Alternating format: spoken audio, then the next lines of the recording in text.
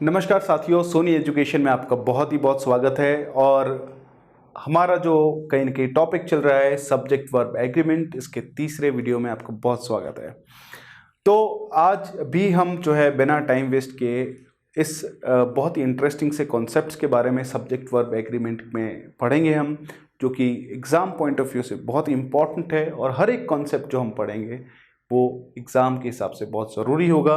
तो चलिए शुरुआत करते हैं एक कॉन्सेप्ट के बारे में और उसको बहुत बेसिक से सीखते हैं, और फिर हम देखते हैं साथ में एग्जाम्पल्स के तहत कि किस तरह के क्वेश्चंस हमारे पास आते हैं। तो ध्यान दीजिएगा। देखिए, हमारे पास जो कॉन्सेप्ट है वो कॉन्सेप्ट ये है कि हमारे पास कुछ कलेक्टिव नाउन्स है। तो हमने बोले कलेक्टिव नाउन क्या होता है। तो वैसे नाउन में हमने देखा था कि एक ऐसी नाउन जो किसी समूह को दर्शाती है, समूहवाचक संज्ञा जिसको हम हिंदी में कहते हैं, उसको हम कलेक्टिव नाउन कहते हैं। अब हमारे पास बहुत ही इंटरेस्टिंग सा कॉन्सेप्ट क्या बनता है, ध्यान दीजिएगा। जैसे हमारे पास कुछ कलेक्टिव नाउन्स हमने यहाँ लिखी है, जैसे फैमिली, जूरी, ग्रुप ऑफ जजेस को हम क्या बोलते हैं, जूरी, जजेस के समूह को जूरी बोलते हैं। पार्लियामेंट आपको होता है team, army, committee, mob, mob यानी जो गुस्सैल भीड़ होती है, एंग्री आप कह सकते हैं कि जो क्राउड होती है उसको हम मॉब कहते हैं। हर्ड, मवेशियों के समूह को जो है हम क्या कहते हैं, हर्ड कहते हैं। अब पहले हम बेसिक चीज समझते हैं और फिर हम ये जानेंगे कि इसमें हम समझना क्या चाह रहे हैं, जो बहुत ही इंपॉर्टेंट सा है, बहुत सिंपल सा। जैसे हमारे पास वर्ड है फैमिली, और फैमिली एक ऐसा वर्ड है जिसका बहुवचन बन सकता है क्या, फैमिलीज। इसका मतलब यह है कि सारे वर्ड्स के बहुवचन बन सकते हैं। जैसे जूरी, बहुत अलग अलग जूरीज हो सकता है। पार्लियामेंट, जैसे इंडिया में एक पार्लियामेंट है, लेकिन इंडिया और ब्रिटेन दोनों में मिला के कितने पार्लियामेंट्स हो गए, 2। टीम का टीम्स हो सकता है। आर्मी, अब इंडिया में एक ही आर्मी तो इंडियन आर्मी बोलेंगे, लेकिन मैंने बोला कि इंडिया और यूएस तो कितनी आर्मीज हो गई, 2 हो गई।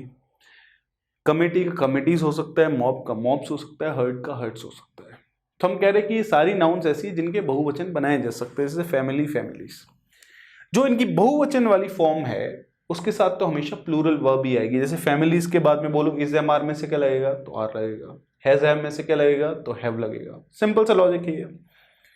तो इन सारी नाउन्स की बहुवचन वाली फॉर्म के साथ तो हमेशा प्लूरल वर्ब ही आएगी। ये तो एक बहुत बेसिक सा कॉन्सेप्ट हो गया।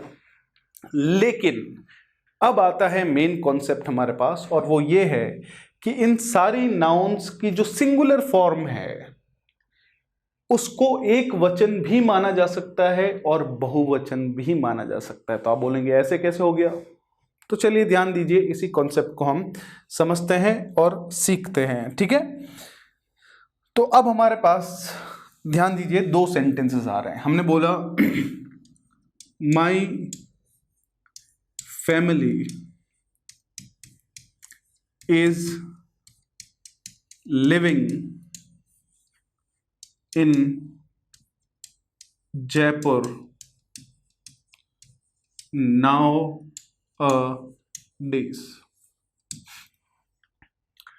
और एक हमने बोला कि my family are living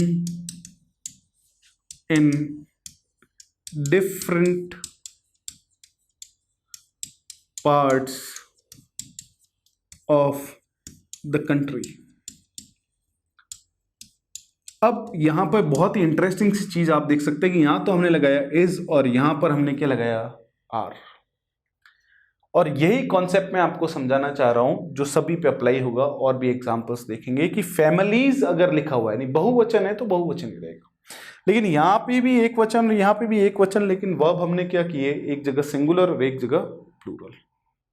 और यहाँ पे हमारे पास कॉन्सेप्ट आता है कि कुछ कलेक्टिव नाउन्स यानी समूहवाचक संज्ञा ऐसी है जो ऑब्वियसली समूह की बात करती है।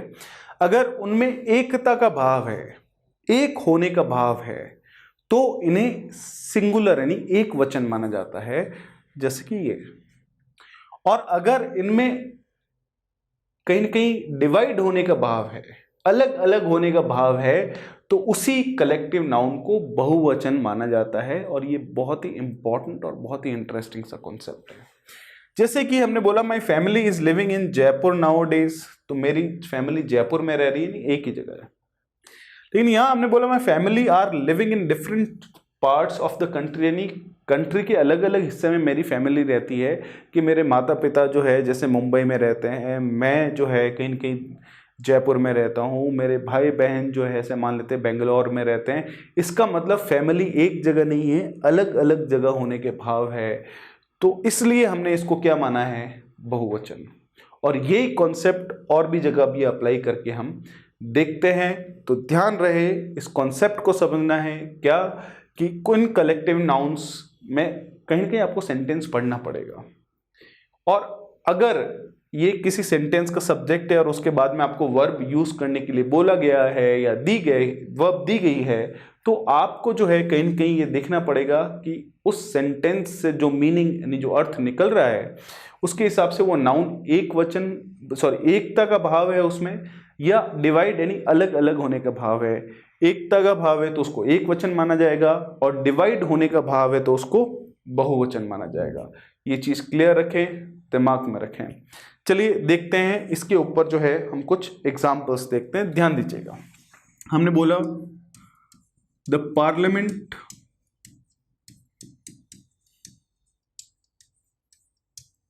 इज यूनानिमस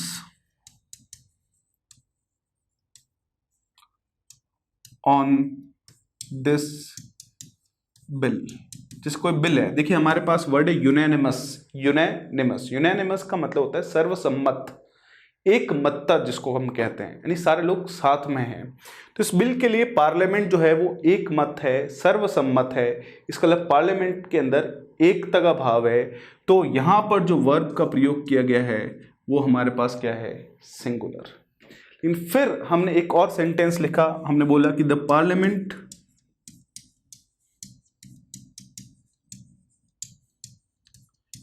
आर डिवाइडेड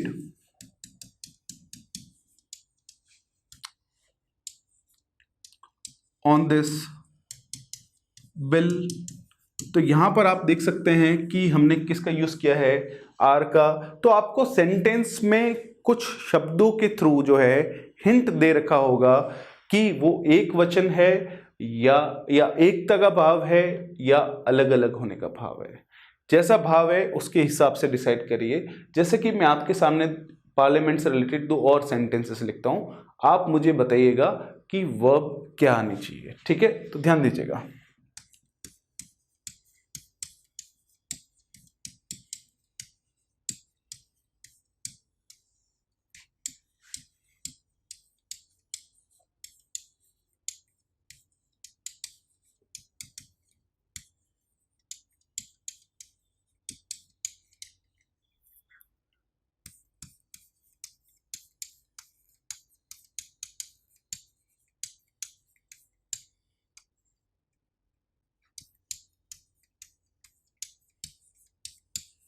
तो देखिए हमारे पास जो है दो सेंटेंसेस है, बहुत ही सिंपल से सेंटेंसेस है, और इनमें हमारे पास ऑप्शन रहेगा हैज़ या हैव। दोनों में से क्या लिखना है हमें, ये हमारे पास कहीं ना कहीं ऑप्शन रहेगा। तो ध्यान दीजिएगा। हमने the parliament dash dash dash pass the bill in one voice, यानी पूरे पार्लियामेंट में एक आवाज में उस बिल को पास किया। इसका मतलब सारे लोग क्या है, साथ में है।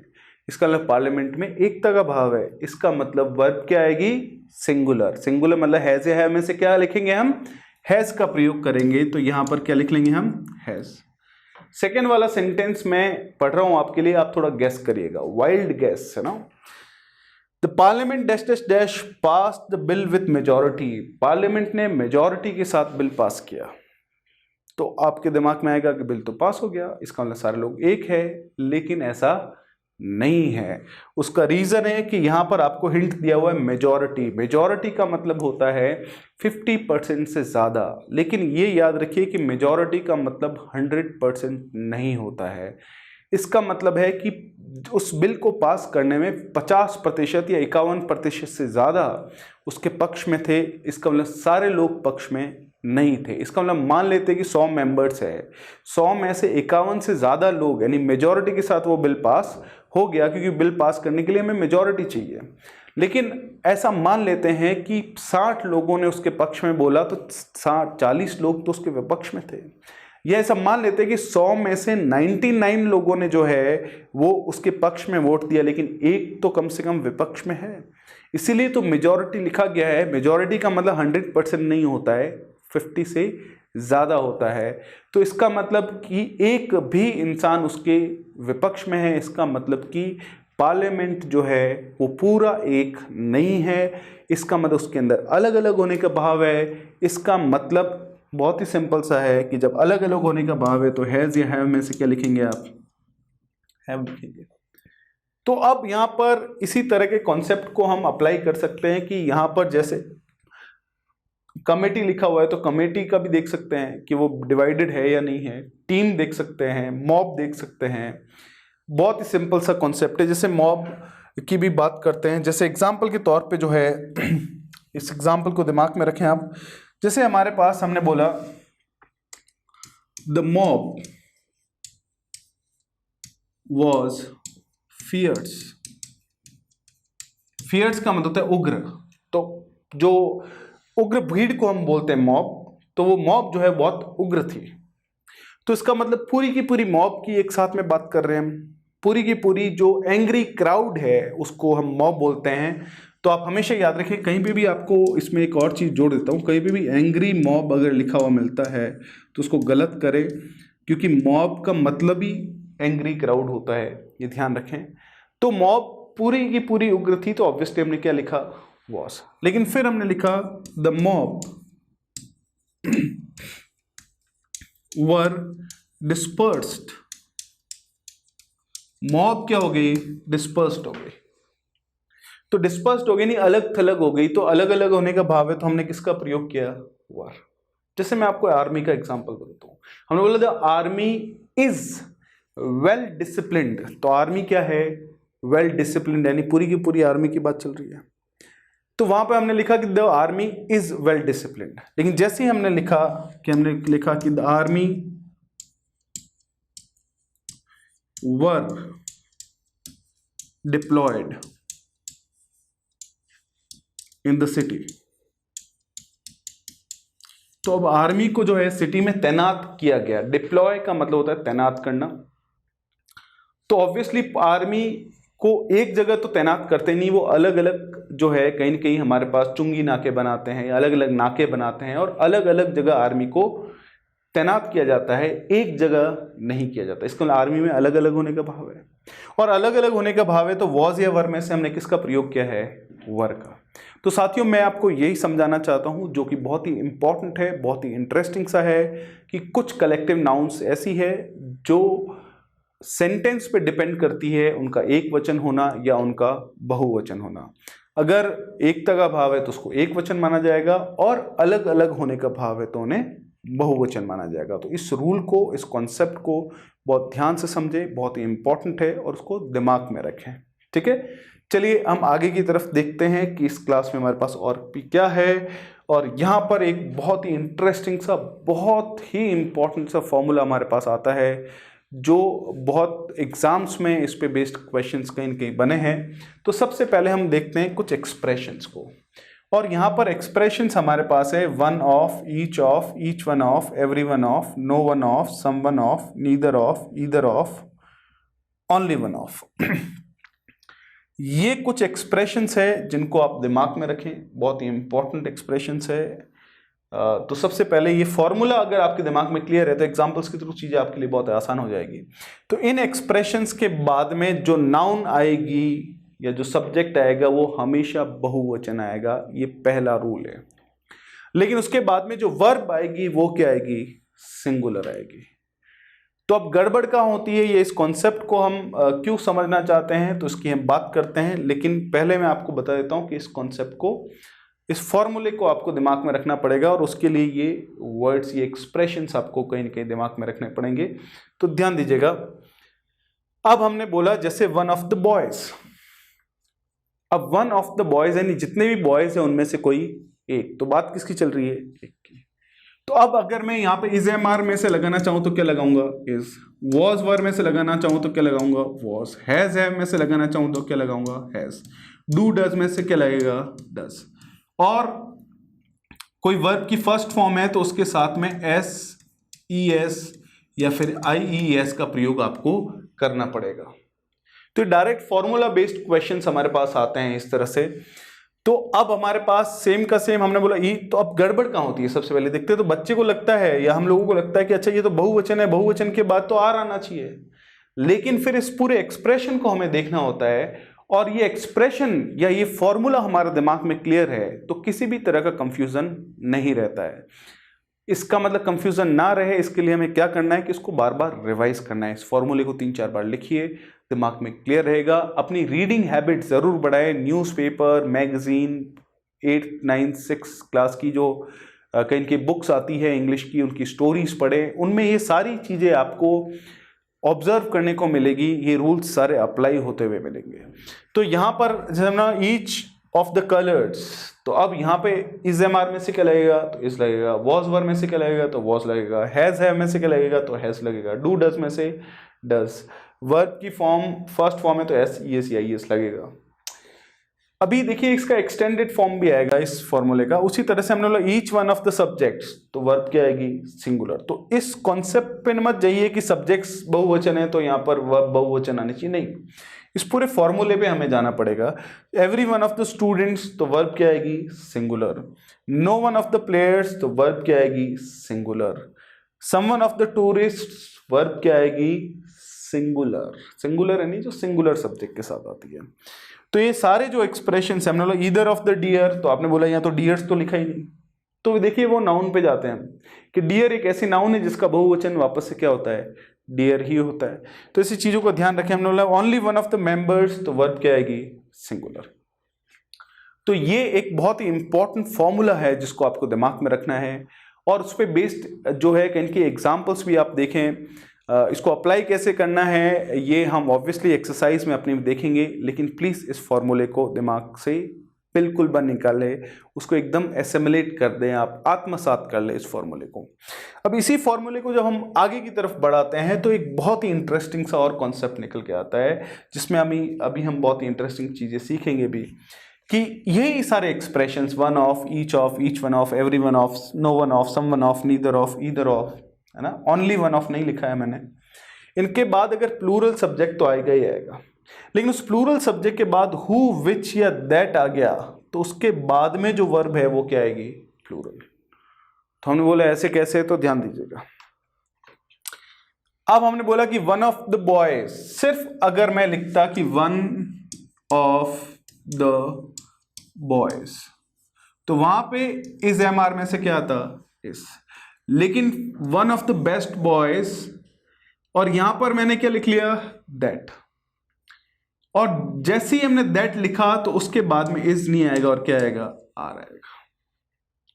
तो उसके पीछे एक बहुत ही बेसिक सा फॉर्मूला अप्लाई होता है कि कोई भी सेंटेंस के बीच में हु, विच या दैट आ जाता है तो उसके बाद में जो वर्ब आती है वो वर्ब हु, विच या दैट से जस्ट पहले जो सब्जेक्ट लिखा हुआ है उसके अकॉर्डिंग आती है। अगर वो एक वचन है तो एक वचन आएगा, बहुवचन है तो बहुवचन आएगी। जैसे एग्जाम्पल के तौर पे मैं आपके लिए एक छोटा सा एग्जाम्पल यहां लिख रहा हूं। हमने बोला I who your friend should help you.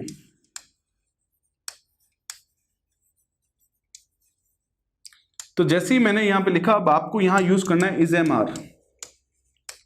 अब कहीं कहीं हमारे दिमाग में आएगा कि हु के बाद तो इज एम आर में से क्या लिख सकते हैं, इज लिख सकते हैं, आर लिख सकते हैं, लेकिन एम तो कैसे लिखेंगे। लेकिन फिर हमने बोला कि देखिए हु के जस्ट बाद में वर्ब क्या आएगी, या हु, विच या दैट के जस्ट बाद में वर्ब क्या आएगी, वो डिसाइड कौन करेगा, इससे जस्ट पहले लिखा हुआ एंटीसीडेंट, उसको एंटीसीडेंट ग्रामर की भाषा में बोलते हैं, एंटीसीडेंट। तो ये आई है, तो अब हु के बाद में जो वर्ब है वो डिसाइड करेगा आई। अब आई के हिसाब से तो इज एम आर में से क्या आना चाहिए, एम। तो साथियों एक बहुत सिंपल सा कॉन्सेप्ट है, बस आपको फ्रैक्शंस में इसको देखिए, छोटे से पार्ट में देखिए कि कोई भी सेंटेंस के बीच में हु विच दैट के बाद में वर्ब क्या आएगी, वो उससे जस्ट पहले वाला सब्जेक्ट डिसाइड करेगा। तो यहाँ पे दैट से पहले बॉयज था, बहुवचन था, तो इज एम आर में से क्या आ गया, आर। अगर वॉज वर होता तो क्या आता, वर। हैज हैव होता तो क्या आता, हैव। डू डज होता तो क्या आता, डू। और वर्ब की फर्स्ट फॉर्म लिखी हुई होती तो उसके साथ एस, ई एस या आई एस का प्रयोग नहीं होगा। अब जैसे हमने बोला each one of the toys which, अब यहाँ पे वॉज या वर में से क्या लगाएंगे, तो वर लगाएंगे, क्योंकि हु विच दैट के जस्ट बाद में वर्ब क्या आएगी, वो डिसाइड करेगा इससे जस्ट आने वाला सब्जेक्ट, इससे पहले वाला। हमने बोला each one of the questions which, अब हैज या हैव में से क्या लगाएंगे, तो हम हैव लगाएंगे। हमने बोला every one of the students who, अब यहां पे डू या डज में से क्या लगाएंगे, तो हमने बोला डू लगाएंगे। हमने बोला no one of the politicians who talk या टॉक्स, तो हमने बोला कि हु विच या दैट से जस्ट पहले अगर एक वचन होता तो हम टॉक्स लिखते, क्योंकि सिंपल प्रेजेंट टेंस के हिसाब से एक वचन अगर है तो वर्ब के साथ ऐसा आना चाहिए, लेकिन ये तो बहुवचन है तो ऑब्वियसली टॉक्स नहीं आएगा, और क्या आ जाएगा, टॉक आ जाएगा। हमने बोला कि someone of the waiters who, अब वॉज या वर में से क्या लगाएंगे, तो हमने बोला वर लगाएंगे। Neither of the buses which, have या हैज में से क्या लगाएंगे, तो हमने बोला हैव लगाएंगे। हमने बोला ईदर ऑफ द कीज विच, अब इज एम आर में से क्या लगाएंगे, तो आर लगाएंगे। अब आगे सेंटेंस जो भी फॉर्म होगा हम देखेंगे, लेकिन ये जो सेक्शन है इसमें, इस सेक्शन में ये जो फॉर्मूला अप्लाई हो रहा है इसको समझना हमारे लिए बहुत ज़्यादा ज़रूरी है। तो उसके लिए फॉर्मूला दिमाग में रखें आप कि इन सारे एक्सप्रेशंस के बाद प्लूरल सब्जेक्ट आएगा, उसके जस्ट बाद में वर्ब है तो सिंगुलर, जैसा कि हमने पिछले फॉर्मूला में पढ़ा। लेकिन हु विच दैट के बाद में अगर वर्ब है तो क्या आएगी, प्लूरल वर्ब आएगी। और ये एग्जाम पॉइंट ऑफ व्यू से दोनों फॉर्मूले बहुत ज़्यादा ज़रूरी है, इनको आपको दिमाग में रखना है और बहुत ही अच्छे से रखना है, ठीक है। अब हमारे पास जो है कहीं के एक और कॉन्सेप्ट आता है, और वो आता है ओनली वन ऑफ का। तो ध्यान दीजिएगा, हम स्टेप वाइज चीज़ों को समझ रहे हैं। हमारे पास तीन चीज़ें आती हैं। हमने बोला one of the boys is ready, हमने बोला आई हैव टू मीट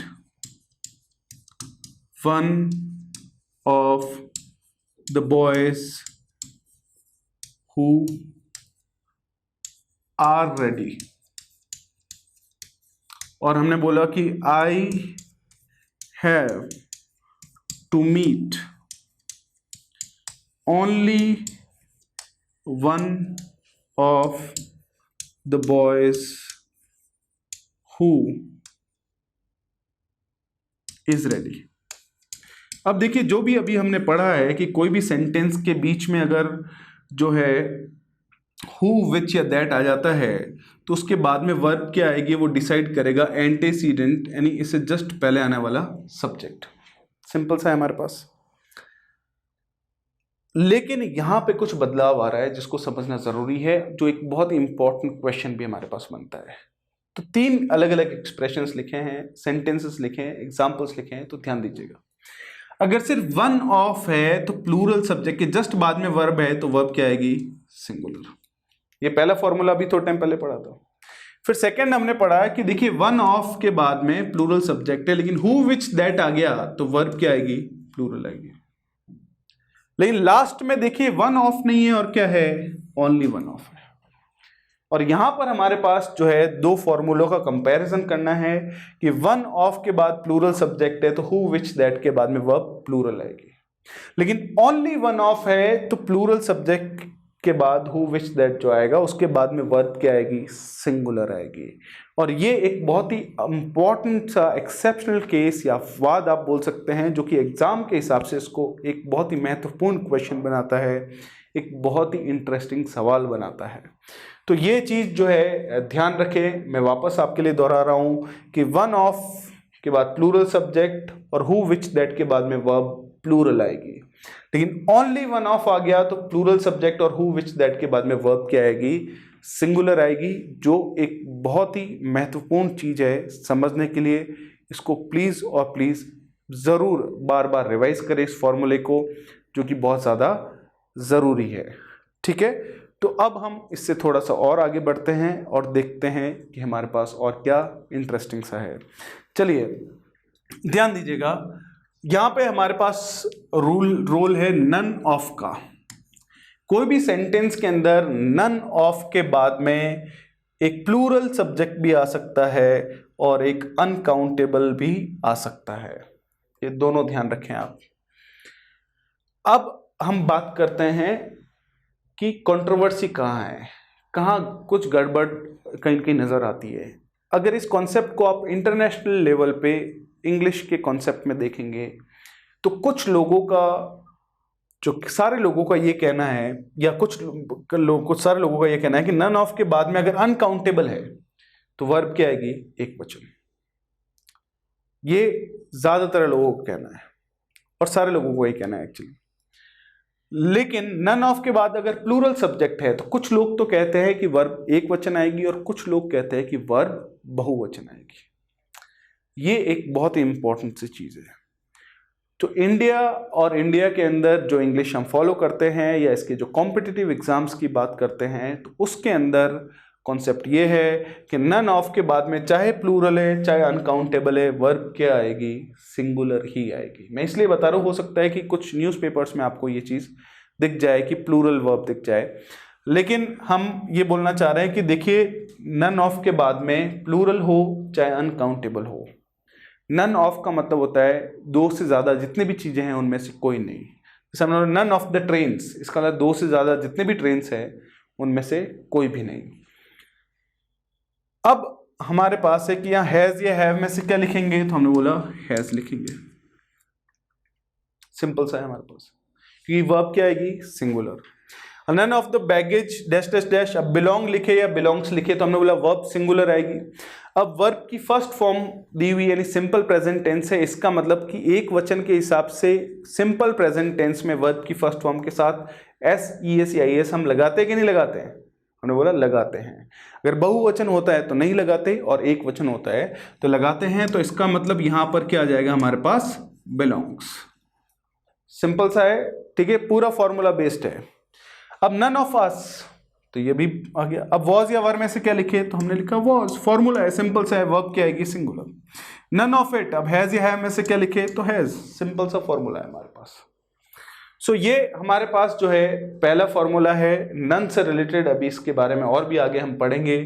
तो ये है कि नन ऑफ के बाद में चाहे प्लूरल सब्जेक्ट है चाहे अनकाउंटेबल है, वर्ब क्या आनी चाहिए, सिंगुलर, मतलब कि जो एक वचन के साथ आती है। ठीक है, अब जो है हम नन से रिलेटेड एक और कॉन्सेप्ट देखते हैं कि अगर किसी सेंटेंस का सब्जेक्ट सिर्फ नन है, नन के जस्ट बाद में आपको वर्ब यूज करनी है, नन ऑफ नहीं है, तो उस कंडीशन में वर्ब सिंगुलर भी आ सकती है और प्लूरल भी आ सकती है। तो ये एक डिफरेंट जो है कहीं कहीं कॉन्सेप्ट है। So it's a whole lot of a different concept. और यहां पर हमारे पास कॉन्सेप्ट है कि नन के बाद वर्ब सिंगुलर कब आएगी और नन के बाद वर्ब प्लूरल कब आएगी। तो उसके लिए साथियों उस सेंटेंस को ध्यान से पढ़ना पड़ेगा, और नन के जस्ट बाद में जब वर्ब हम यूज करेंगे तो उससे पहले हम ये देखेंगे कि उस सेंटेंस के अंदर नन का जो प्रयोग है वो बहुवचन के लिए हुआ है या नहीं हुआ है, और वही डिसाइड करेगा कि वर्ब सिंगुलर आनी चाहिए या प्लूरल। अगर बहुवचन के लिए हुआ है तो वर्ब प्लूरल आएगी, और एक वचन या अनकाउंटेबल के लिए हुआ है तो वर्ब सिंगुलर आएगी। जैसे ध्यान दीजिएगा, हमने बोला Mukesh was looking for friends. Mukesh किसको ढूंढ रहा था, दोस्तों को ढूंढ रहा था। नन वर अवेलेबल, अवेलेबल कोई भी नहीं थे, कौन, दोस्त। इसका मतलब यहां पे नन का प्रयोग किसके लिए हुआ है, फ्रेंड्स के लिए, और ये बहुवचन है इसलिए हमने किसका प्रयोग किया है, वर का। फिर Manish was looking for information, Manish क्या ढूंढ रहा था, इंफॉर्मेशन ढूंढ रहा था। और मनीष इंफॉर्मेशन ढूंढ रहा था और कुछ भी अवेलेबल नहीं थी। क्या अवेलेबल नहीं थी? इंफॉर्मेशन। इसका मतलब नन का प्रयोग यहाँ किसके लिए हुआ है? इंफॉर्मेशन के लिए, जो कि बहुवचन नहीं है, इसलिए हमने वॉज या वर में से क्या लिखा है? वॉज। तो साथियों, ये एक और इंटरेस्टिंग सा कॉन्सेप्ट आता है और एक कहीं ना कहीं डिफरेंस भी समझने की जरूरत है कि जब नन ऑफ आएगा तो चाहे बहुवचन है चाहे अनकाउंटेबल है, वर्ब सिंगुलर आएगी। लेकिन जब सिर्फ नन के बाद में आपको वर्ब का प्रयोग करना है तो आपको ये देखना पड़ेगा कि वहां पर जो है नन का प्रयोग बहुवचन के लिए किया गया है या फिर नन का प्रयोग अनकाउंटेबल के लिए किया गया है, और उस हिसाब से जो है आपको वर्ब का प्रयोग करना पड़ेगा। सो ऑल इन ऑल आपको सेंटेंस पढ़ना पड़ेगा, और इसीलिए मैं आपको बोल रहा हूँ कि अपनी रीडिंग हैबिट ज़रूर बनाएं। अंग्रेजी में कहानियाँ पढ़ें, अंग्रेजी की फिल्में देखें, ब्रिटिश फिल्में देखें जैसे जेम्स बॉन्ड टाइप, जो अमेरिकन इंग्लिश में इतनी ज़्यादा ग्रामर फॉलो नहीं होती लेकिन ब्रिटिश इंग्लिश में ज़रूर होती है। सब टाइटल्स के साथ देखें और कुछ नया सीखते रहें। चलिए आगे देखते हैं हम कॉन्सेप्ट ऑल से रिलेटेड। ऑल यानी दो से ज़्यादा। हमेशा याद रखिएगा, अगर हम ऑल का प्रयोग जो है बहुवचन के लिए भी हो सकता है और अनकाउंटेबल के लिए भी हो सकता है। अगर मैं बोलूँ ऑल माई फिंगर्स, इसका मतलब है कि फिंगर्स दो से ज़्यादा है, ये ध्यान रखें आप। और मैं बोलूँ ऑल द मिल्क, इसका मतलब है कि अनकाउंटेबल के लिए भी किया जा सकता है। अब वो है कि ऑल के बाद अगर अनकाउंटेबल, अगर बहुवचन है तो वर्ब भी क्या आएगी? बहुवचन। जैसे ऑल द चैलेंजेस हैव, तो ऑल के बाद में क्या है? बहुवचन, तो वर्ब भी क्या आ गई? बहुवचन। हमने बोला ऑल ऑफ अस, तो बहुवचन है तो क्या आ गया? वर्ब। तो पहला कॉन्सेप्ट है कि ऑल का प्रयोग बहुवचन के लिए किया जा सकता है, ऑल के बाद में बहुवचन आ सकता है। लेकिन समझने के लिए क्या कॉन्सेप्ट है कि ऑल के बाद बहुवचन आया है, इसका मतलब जिस भी चीज की बात चल रही है वो दो से ज्यादा है। ठीक है। नेक्स्ट कि बहुवचन आया है तो वर्ब भी क्या आएगी? बहुवचन आएगी। फिर ऑल के बाद अगर अनकाउंटेबल है तो वर्ब क्या आएगी? सिंगुलर। इसका मतलब ऑल का प्रयोग अनकाउंटेबल के लिए भी हो सकता है। हमने बोला ऑल द मिल्क हैज, तो सारा दूध, तो मिल्क क्या है? अनकाउंटेबल, तो वर्ब क्या लिखी है हमने? Singular. All of it was necessary to complete, यानी जो भी था उसको करना नेसेसरी था, तो इट क्या है? बहुवचन नहीं है, तो वर्ब क्या आ गई? सिंगुलर। तो ऑल से रिलेटेड पहला कॉन्सेप्ट हमें यह समझने की जरूरत है कि ऑल का प्रयोग, ऑल का मतलब होता है सारा, इसका मतलब कि बहुवचन के लिए भी हो सकता है और अनकाउंटेबल के लिए भी हो सकता है। बहुवचन के लिए तो वर्ब बहुवचन यानी प्लूरल, और अनकाउंटेबल के लिए तो वर्ब सिंगुलर। फिर वहीं पे हमारे पास नन की तरह ही कॉन्सेप्ट आता है कि अगर ऑल के जस्ट बाद में अगर आपको किसका प्रयोग करना है? वर्ब का यूज करना है ना, ऑल प्लस सिंगुलर वर्ब की अगर हम बात करते हैं यहाँ पे, तो अगर ऑल के जस्ट बाद में अगर आपको वर्ब का प्रयोग करना है तो याद रखें वर्ब सिंगुलर भी आ सकती है और प्लूरल भी। अब वो कैसे डिसाइड होगा? उसके लिए सेंटेंस को आपको पढ़ना पड़ेगा और ये देखना पड़ेगा कि ऑल का प्रयोग जो है वो बहुवचन के संदर्भ में हुआ है या एक वचन या अनकाउंटेबल के संदर्भ में हुआ है। अब हमने बोला how is everyone at home? Question mark. तो घर पे सारे लोग कैसे हैं? तो हमने बोला सारे अच्छे हैं, तो इसका मतलब सारे अच्छे हैं, तो यहाँ ऑल का प्रयोग जो है वो किसके संदर्भ में हुआ है? घर के सारे लोगों के संदर्भ में हुआ है, मतलब कि बहुवचन के संदर्भ में हुआ है। इसलिए इज एम आर में से हमने क्या लिखा? आर। हालांकि थ्री इडियट्स का वो डायलॉग आपके दिमाग में आ सकता है, all is well, all is well, all is well, तो वो भी सही है, लेकिन वो किस संदर्भ में? कि सारी चीजें सब सही है, सब सही है, सब सही है, यानी आपकी इमोशंस की बात कर रहे हैं, आपकी भावनाओं के संदर्भ में बात कर रहे हैं। फिर देखिए सेकंड सेंटेंस हमने बोला कि how do you find the information? Question mark. कि आपको ये जो इंफॉर्मेशन है जो है ये कैसी लगती है? तो आपने बोला ये सारी विश्वसनीय है। क्रेडिबल का मतलब क्या होता है? विश्वसनीय। इनक्रेडिबल का मतलब क्या होता है? अविश्वसनीय। तो हमने बोला how do you find the information? तो हमने all is credible, all is credible, तो हमने बोला कि सारी की सारी क्या है, विश्वसनीय है। तो यहाँ सारी क्या इंफॉर्मेशन जो कि बहुवचन नहीं है। जैसे मैंने बोला कि how is it going with you, आपके साथ आपका जीवन कैसे चल रहा है, तो हमने बोला ऑल इज वेल, यानी अच्छा चल रहा है। तो वहां पे ऑल का प्रयोग जो है जीवन के संदर्भ में हुआ है, बहुवचन के संदर्भ में नहीं हुआ है, इसलिए हम बोल सकते हैं ऑल इज वेल। तो यहां पर जो हमारे पास सीखने की बात है वो बहुत ही इंटरेस्टिंग सी है, ऑल से रिलेटेड, जिसकी दो बहुत ही महत्वपूर्ण कॉन्सेप्ट्स है। पहला, ऑल के जस्ट बाद में नाउन या सब्जेक्ट आया है, तो आप ये देखिए कि बहुवचन है या नहीं है। अगर बहुवचन है तो प्लूरल वर्ब आएगी, अगर बहुवचन नहीं है तो सिंगुलर वर्ब आएगी। और अगर सिर्फ ऑल किसी सेंटेंस, ऑल के जस्ट बाद में अगर आपको वर्ब का प्रयोग करने के लिए बोला गया है, तो फिर आप ये देखिए कि ऑल का प्रयोग बहुवचन के संदर्भ में हुआ है और वो आपको सेंटेंस में हिंट दे रखा होगा, और उससे आप डिसाइड करें कि बहुवचन के संदर्भ में हुआ है तो प्लूरल वर्ब और अनकाउंटेबल के संदर्भ में हुआ है तो सिंगुलर वर्ब। ठीक है, आसान है, सिंपल है, छोटे छोटे से मगर बहुत ही इंपॉर्टेंट से कॉन्सेप्ट है, राइट। चलिए आगे बढ़ते हैं और हम बात करते हैं बहुत ही इंटरेस्टिंग कॉन्सेप्ट के बारे में। वो है हमारे पास दो एक्सप्रेशंस है, ईदर और नीदर नॉर। ईदर और का प्रयोग या ईदर का मतलब होता है दो में से कोई एक। जैसे एग्जाम्पल के तौर पे आप घर में है और एकदम से खिड़की कांच की फूट के बॉल अंदर आती है, आप खिड़की से झांकते हैं, नीचे दो बच्चे हैं, मुकेश और सुरेश, या सुरेश या रमेश 5 स्टार खाते हुए। तो आपने बोला या तो सुरेश ने तोड़ा है या रमेश ने तोड़ा, यानी दोनों में से कोई एक। तो आपने बोला ईदर सुरेश और रमेश, तो इसका मतलब दोनों में से कोई एक। या ईदर ऑफ द बॉयज, यानी दोनों लड़कों में से किसी एक में। उधर से सुरेश और रमेश की माताजी आ गई, उसने बोला ना तो रमेश ने तोड़ा है ना ही सुरेश ने तोड़ा है, इसका मतलब दोनों में से कोई नहीं। तो वहां पर हम किसका प्रयोग करते हैं, नीदर का।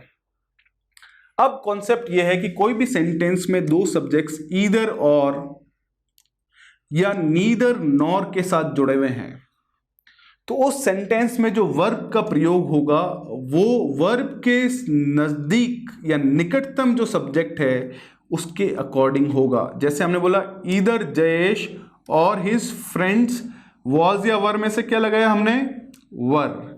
उसका कारण हमारे पास क्या है, क्योंकि इसके नजदीक क्या है, फ्रेंड्स, और फ्रेंड्स यहां पर हमारे पास क्या है, प्लूरल है, बहुवचन है, इसलिए हमने वॉज या वर में से क्या लगाया, वर। जैसे हमने बोला ईदर ही और I am going to help the poor, या तो वह या मैं गरीबों की मदद करने जा रहा हूं। तो यहां पे हमें वर्ब का यूज करना था, तो इज एम आर में से क्या लगाया हमने, एम, क्योंकि उसके निकटतम सब्जेक्ट कौन सा है हमारे पास, आई।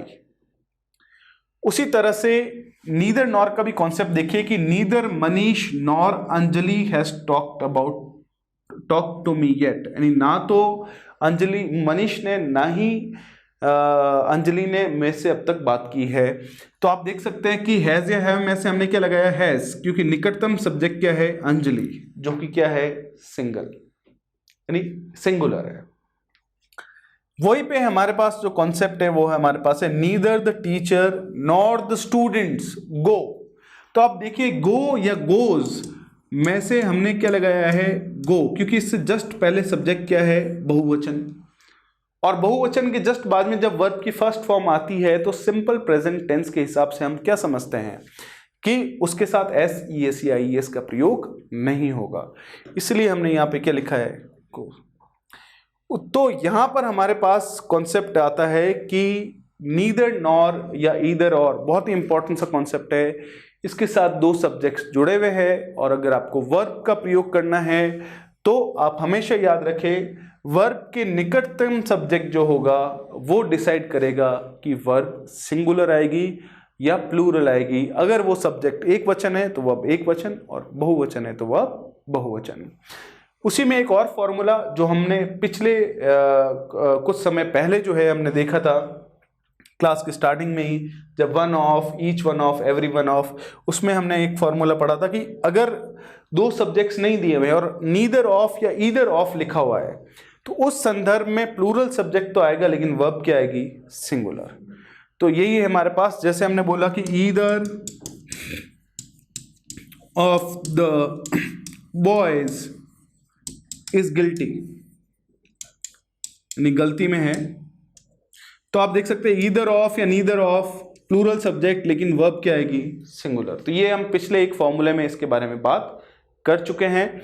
तो अभी और भी कॉन्सेप्ट्स है लेकिन ये कॉन्सेप्ट मैं आपको बता रहा हूँ एग्जाम के हिसाब से बड़ा ही इंपॉर्टेंट है, बहुत ही सिंपल सा है। अब हम बात करते हैं ईदर और नीदर के बाद में सिंगुलर वर्ब, अगर सिंगुलर नाउन भी आ सकती है और उसके बाद में सिंगुलर वर्ब भी आ सकती है। अब ध्यान दीजिएगा, यहां पे मैं लिख सकता हूं नीदर ऑफ द बॉयज। अब मैं चाहूं तो ऑफ द हटा के और बॉयज को सिंगुलर भी कर सकता हूं, नीदर बॉय भी लिख सकता हूं। इसका मतलब नीदर ऑफ द बॉयज लिखूं या नीदर बॉय लिखूं, बात सेम ही है। और फॉर्मूला के हिसाब से देखें तो ईदर या नीदर के बाद में अगर ऑफ लगा हुआ है तब तो सब्जेक्ट क्या आएगा, प्लूरल, और वर्ब क्या आएगी, सिंगुलर। लेकिन अगर डायरेक्ट जस्ट बाद में अगर नाउन एक वचन आ जाती है तो सही है, और उसके बाद में वर्ब क्या आएगी हमारे पास, सिंगुलर। तो ये एक और हमारे पास बहुत ही इंपॉर्टेंट सा रूल है, कॉन्सेप्ट है कि नीदर या ईदर के जस्ट बाद में अगर नाउन सिंगुलर है तो वर्ब भी क्या आएगी, सिंगुलर ही आएगी। वहीं पे अगर किसी सेंटेंस का सब्जेक्ट ईदर और नीदर है और उसके जस्ट बाद में आपको वर्ब यूज करनी है तो भी वर्ब क्या आएगी, सिंगुलर ही आएगी। हमने बोला आई हैव मेट 2 प्लेयर्स, मैं 2 प्लेयर्स से मिल चुका हूं। Either is going to play for us, यानी दोनों में से कोई एक हमारे लिए खेलने जा रहा है। तो यहां ईदर का मतलब क्या है कि जो 2 प्लेयर्स है उनमें से कोई एक, तो यहां जस्ट हमने क्या यूज किया है, वर्ब, सिंगुलर। हमने बोला कि 2 girls were talking to me, 2 लड़कियां मेरे से बात कर रही थी। नीदर वॉज अ डांसर, यानी 2 में से कोई भी डांसर नहीं थी। तो आप देख सकते हैं वॉज या वर में से हमने किसका प्रयोग किया है, वॉज का।